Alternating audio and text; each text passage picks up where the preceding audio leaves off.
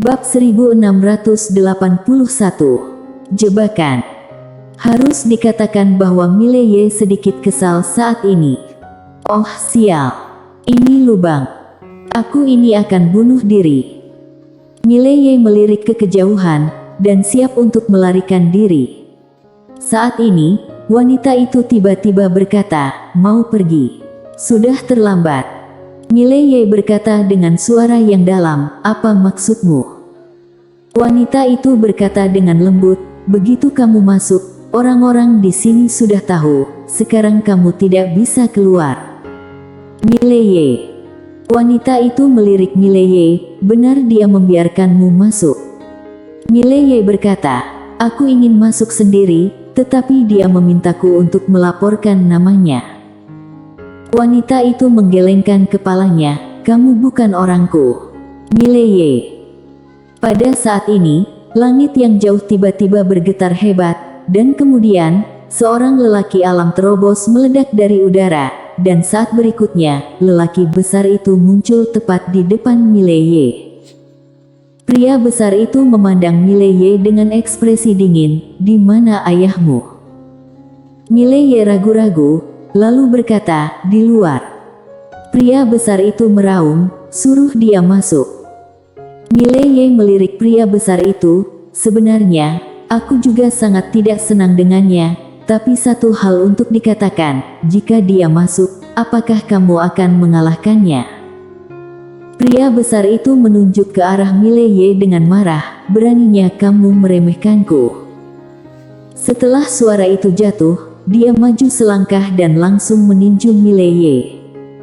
Kekuatan fisik murni. Dengan satu pukulan, ruang hampa di lapangan terdistorsi. Terdistorsi bersama, ada juga dimensi waktu.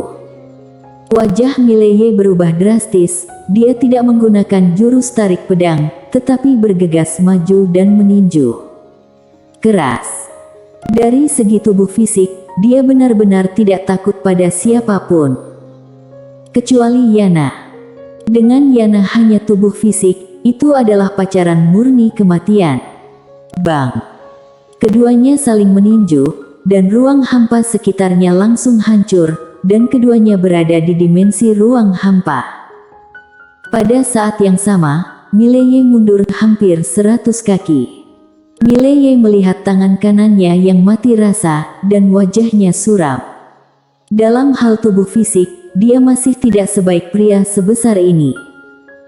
Tapi ini juga biasa, nah ini alam asli yang mempunyai alam konsepsi. Namun, itu terasa sedikit aneh baginya. Sangat aneh. Pihak lain memiliki tubuh, artinya bukan jiwa, tetapi master alam konsepsi, namun, dia hanya merasa aneh dan tidak bisa mengatakannya. Di kejauhan, lelaki besar itu memandang Mileye dengan dingin, dia tidak datang sendiri, suruh putranya datang, sungguh pengecut. Mileye melirik pria besar itu, aku tidak senang jika kamu mengatakan itu. Jika ayahku tidak datang, itu bukan pengecut, itu karena dia tidak ingin menggertakmu. Laki-laki besar itu tersenyum meremehkan, menindasku. Jika tubuh utamaku tidak mati, bagaimana mungkin aku takut padanya? Kematian tubuh utama. Mileye sedikit mengernyit, bukankah pria di depannya ini memiliki tubuh utama? Wanita berbaju putih di kejauhan melirik Mileye, kamu sepertinya tidak mengerti apa-apa. Mileye. Saat ini, lelaki besar itu tiba-tiba berkata, lupakan saja, kamu bisa datang. Setelah suara itu jatuh, dia membanting langsung ke arah Mileye, lalu meninju dia. Pukulan tunggal alam sederhana. Alam sederhana kasar. Dengan satu pukulan, sepertinya dunia ini bisa dihancurkan. Benar master konsepsi artistik yang kuat. Mileye menarik napas dalam-dalam, matanya penuh dengan jiwa pertarungan. Meskipun kami telah bertarung dengan ahli konsepsi artistik yang kuat di keluarga Jones Zhang sebelumnya, tetapi ahli konsepsi artistik yang kuat itu tidak benar. Toh, hanya ada satu gambar yang tersisa. Dan yang di hadapannya ini adalah master konsepsi artistik sejati yang kuat. Mileye bergegas keluar tanpa omong kosong. Mudah. Mileye meninju pria besar itu dengan pukulan. Pria besar itu juga tidak mengelak. Bang! Begitu kedua tinju bersentuhan, keduanya langsung mundur. Mileye mundur 1000 kaki jauhnya, dan pria besar itu juga mundur 100 kaki jauhnya.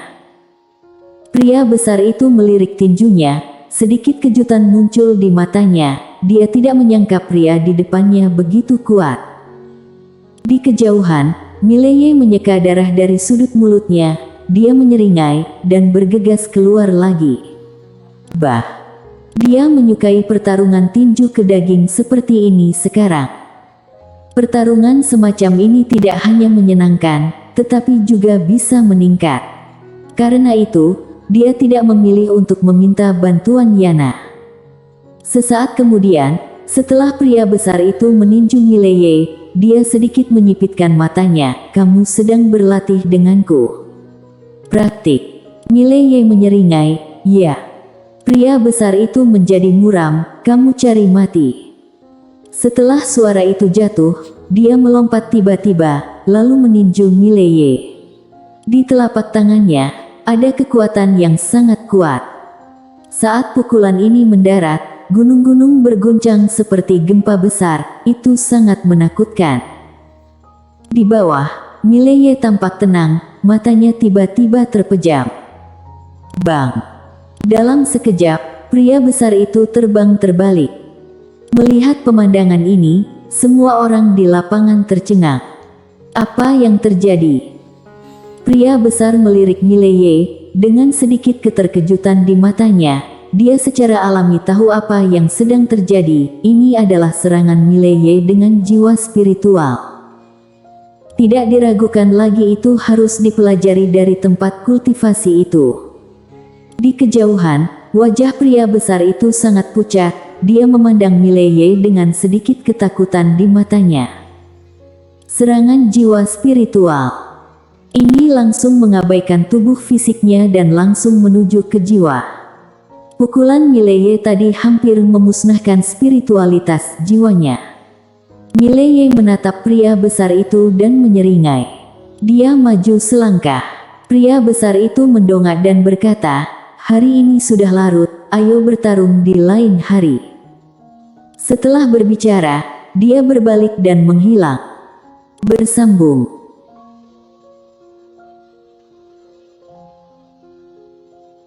Bab 1682. Perang lagi di lain hari. Mileye tercengang melihat adegan ini. Sialan. Kamu lari sekarang. Perang lagi di lain hari. Mengapa begitu tak tahu malu? Mileye terdiam. Padahal, ia sangat ingin mencoba serangan jiwa spiritualnya sendiri. Sayangnya, aspek jiwa spiritual dari lelaki besar itu jelas lemah, dan dia kabur begitu saja. Namun, itu juga membuatnya sedikit takut lagi. Untungnya, jiwa dirinya dikuatkan di tempat itu. Kalau tidak, jika bertemu dengan Master Roh Jiwa, dirinya mungkin tidak akan memiliki kekuatan untuk melawan. Sekuat apapun tubuh, sama saja dengan kertas dalam jiwa. Seolah memikirkan sesuatu, Mileye tiba-tiba berbalik dan menatap Yana. Yana, aku menyerangmu dengan semangat jiwa, bisakah kamu menolak?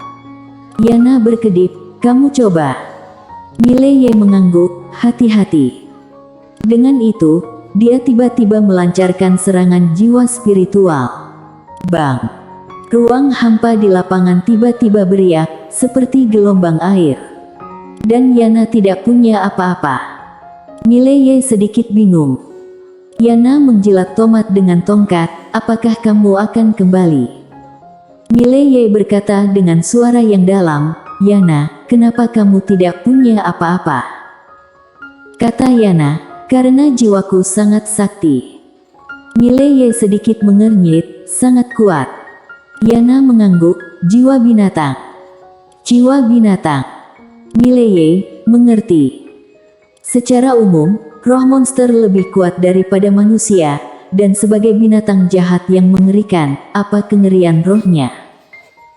Jangan bicara tentang diri sendiri, meski benar, master yang kuat tidak bisa berbuat apa-apa terhadap Yana. Mengambil kembali pikirannya, Mileye berbalik dan menatap wanita berbaju putih itu. Wanita dengan rok putih berkata dengan suara lemah, apakah menurutmu ini sudah berakhir? Mileye tertawa. Apakah kamu pikir aku takut? Wanita berkerudung putih itu memandang Mileye dan berkata, ingat itu. Dengan itu, dia berbalik dan pergi. Saat ini, Mileye tiba-tiba berkata, gadis. Wanita berkerudung putih itu menoleh ke arah Mileye, ada apa? Mileye berpikir sejenak dan kemudian berkata, mungkin aku bisa membantumu. Wanita berbaju putih itu mencibir, mengangkat jari tengah, lalu berbalik. Mileye penuh dengan garis hitam. Wanita ini benar-benar kasar. Tanpa banyak berpikir, Mileye menoleh untuk melihat Amu dan Tinoli. Amu, saudara Li, ayo pergi dulu. Sejauh menyangkut situasi saat ini, sungguh sial bagi kedua orang ini untuk mengikutinya. Amu menggelengkan kepalanya, tidak apa-apa. Tinoli juga tersenyum, datang bersama, maka pergi bersama. Dia sebenarnya ingin pergi, tapi setelah dipikir-pikir, pergi sekarang bisa keluar dengan aman. Tapi apakah itu berarti kehilangan kesempatan untuk berteman dengan Mileye? Jika kita bisa berteman dengan Mileye, itu benar-benar hal yang baik baginya dan seluruh sekte langit. Tidak ada kesempatan sebelumnya, tapi sekarang. Begitu kita berbagi suka dan duka, kita bisa dikatakan sebagai teman, dan selama kita berteman, ada kemungkinan yang tak terbatas. Mileye tertawa, selanjutnya, kita mungkin sangat berbahaya. Amu menggelengkan kepalanya, tidak apa. Tinoli juga berkata sambil tersenyum, tidak masalah. Mileye sedikit mengangguk, baiklah, ayo lanjutkan. Tinoli sedikit penasaran, tidak kembali. Mileye menggelengkan kepalanya dan berkata, sekarang sudah terlambat. Sekarang mereka telah menemukanku. Mereka tidak akan membiarkanku kembali. Kalau begitu, ayo lanjutkan. Tinoli mengangguk dan berkata dengan suara lembut, ya. Mileye melihat ke kejauhan dan berkata, ayo pergi. Segera, kelompok terus bergerak maju. Mileye secara alami tidak bingung. Dengan kekuatannya saat ini, dia sebenarnya adalah master alam ilusi, dan ada juga Yana di sini. Siapa Yana? Ini adalah orang yang hanya takut pada ayahnya dan Lydia. Dia bahkan merasa tidak ada seorang pun di dunia ini yang bisa membunuh Yana kecuali Lydia, ayah dan kakak. Ketika tubuh mencapai tingkat tertentu, itu benar-benar tidak normal. Secara khusus, Yana masih merupakan jiwa binatang, jiwa-jiwa yang sangat kuat. Dapat dikatakan bahwa tidak ada solusi. Terus bergerak. Tujuan Mileye adalah kuil tepi danau jauh di pegunungan. Kuil. Karena ayahnya memintanya untuk pergi ke tempat ini, itu pasti bermakna. Dirinya tidak bisa kok mau mengadu domba saja. Jika demikian, dia harus membiarkan Lydia kembali dan memukuli pria itu. Jika tidak bisa bertarung, hubungi saudaramu. Saat itu Amu tiba-tiba berkata, mengapa mereka berani datang ke ketua sekte? Mendengar ini, Mileye kaget. Ya, beraninya pria itu datang untuk mencari ayahnya. Pada saat ini, Amu menambahkan, seperti yang diduga, ketua sekte seharusnya menyembunyikan kekuatannya. Mileye mengangguk. Ayahnya pasti menyembunyikan kekuatannya, jika tidak, lelaki besar itu tidak akan berani menemukan ayahnya. Tetapi mengapa lelaki tua itu menyembunyikan kekuatannya? Apakah untuk kepentingannya sendiri? Memikirkan hal ini, wajah Mileye langsung menjadi cemberut. Sialan. Itu sangat mungkin. Hal semacam ini bisa dilakukan oleh ayahku yang murahan.